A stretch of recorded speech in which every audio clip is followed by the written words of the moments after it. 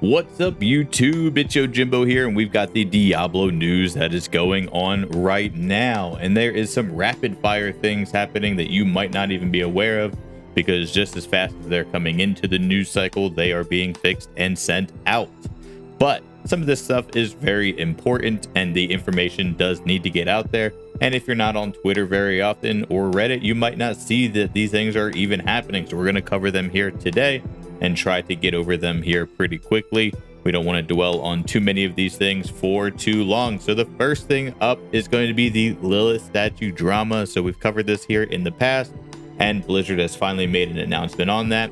For some backstory, if you didn't know, there was a contest with the Lilith statue that was made, in the first 1,000 players to reach level 100 on hardcore we're going to get their name on the statue. Now, apparently Blizzard did not have any kind of internal way of collecting the data on who these 1,000 players were.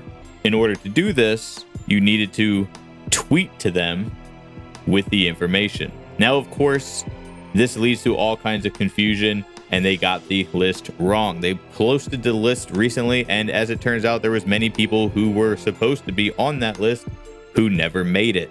So they have finally announced that they are going to correct the list, and whether that means that they are going to just add the people who were missed to the statue and have more than 1,000, or if the bottom X people get cut off the list now, that might also be a possibility. I did not see how they planned on fixing it, just that it was going to be fixed. We'll have to look out in the future here to see if that is going to be updated here shortly.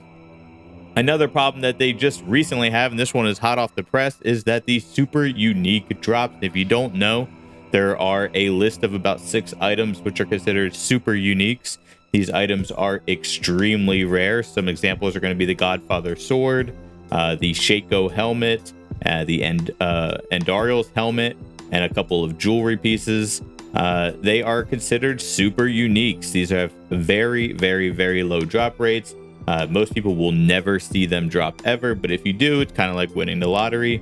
They're not exceptionally good items as much as they are just very rare trophy items. Some of them do have some very good modifiers on them, like the Shaco helmet.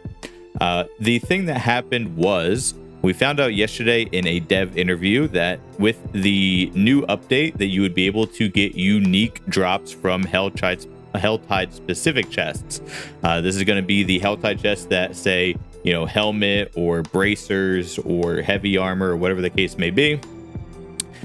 What happened was, if you could farm the helmet chest specifically on characters that did not have unique helmets specific to them, it gave a very large chance to get a Shaco to drop. So over 100, almost 150 people were able to get Shaco drops within just a few hours, and they had to remove the ability of getting super unique drops altogether before they could fix this problem. Now, they have reinstated these super uniques, and they say they have fixed the problem, but a lot of people are very unhappy that they were not able to farm the Shacos themselves, or that the people who did get the Shacos get to keep them. Personally, I don't think it matters, because this is a Eternal Realm character that it happened on. Once the season starts, it's largely irrelevant, and it doesn't make any difference. The silver lining, or the good thing here, is that it was fixed before the new season started. And speaking of the new seasons, we do have a season 1 news drop that came yesterday in the dev stream. If you missed that, you can check out our video we put out yesterday that goes more into detail about what the league is going to be. But just a couple of highlights. It's going to be, the league drops on July the 20th. And it is going to be about the season of the Malignant. There's going to be some special modifiers related to that, and we go into more detail in our previous video. You want to check that out. There are going to be new jewelry sockets with new legendary abilities, new uniques, and a bunch of new things. So if you want to get in on that, make sure you are there on July 20th when the new season drops. That is a big piece of information that a lot of people might not know. Another big one, and this is if you're a hardcore character, and that is, we just had confirmation from Pez Radar, and he is the community manager for Diablo 4.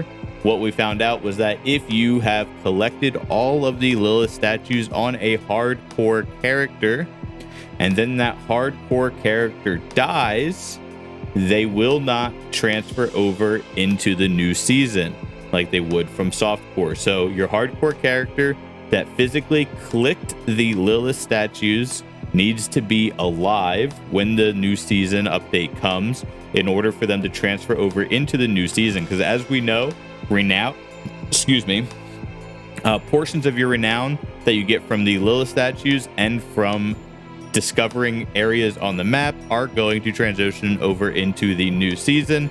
But again, if your hardcore character found these Lilith statues and then died, currently you still do get the bonuses by making another hardcore character, but that will not be recognized come the new season because you need to have the character that clicked the statues physically log in, and that cannot happen since they are dead.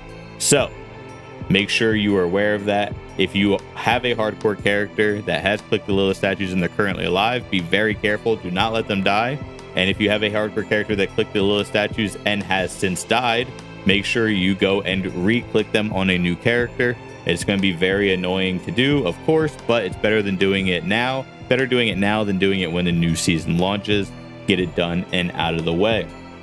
This next one here, our last little bit of information that came out in the last couple of, last 24, 48 hours, is going to be that with the ending of the two gifted sub mount reward, which if you're were unaware of that, there was a specific mount that you could get by gifting 2 subs to select streamers on Twitch.